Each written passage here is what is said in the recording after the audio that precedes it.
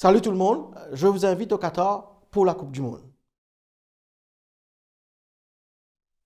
Imaginez que la France est en finale contre le Brésil, mais que vous aimez le Brésil et vous aimez aussi la France.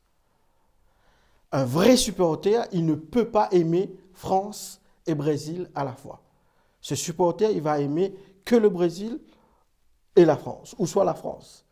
Il ne va pas porter le t-shirt Brésil et aussi le t-shirt tricolore. C'est la même chose pour un disciple. Un disciple, c'est celui qui choisit un camp, mais il n'est pas dans les deux camps. Et les évangiles nous disent, dans Marc chapitre 3, l'évangile nous dit ceci. Quand Jésus va choisir des disciples, il va les choisir pour les avoir avec lui. Un disciple, c'est celui qui suit le maître. Il ne change pas d'allégeance, il marche avec le maître, il suit le maître. Quand il a suivi le maître, il va apprendre à avoir confiance dans le maître, il va apprendre du maître, il va apprendre à vivre comme le maître et avoir les gestes du maître.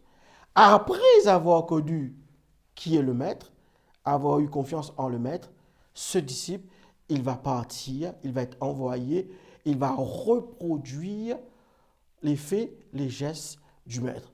C'est ça, un disciple. Un disciple, il passe du temps avec Jésus.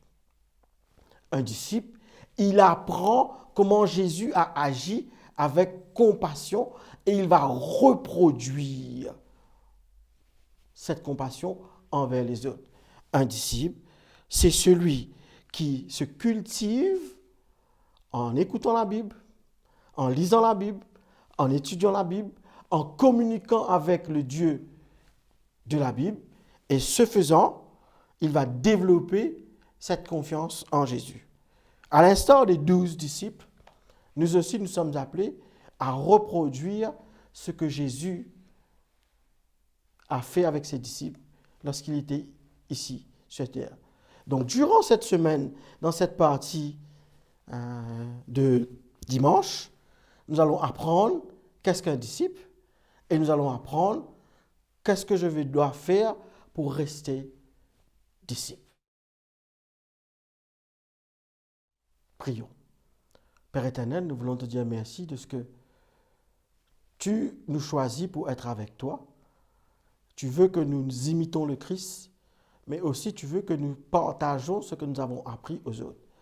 Aide-nous à comprendre cette responsabilité d'être disciple et à vivre comme disciple et que nous ne pouvons pas clocher des deux côtés.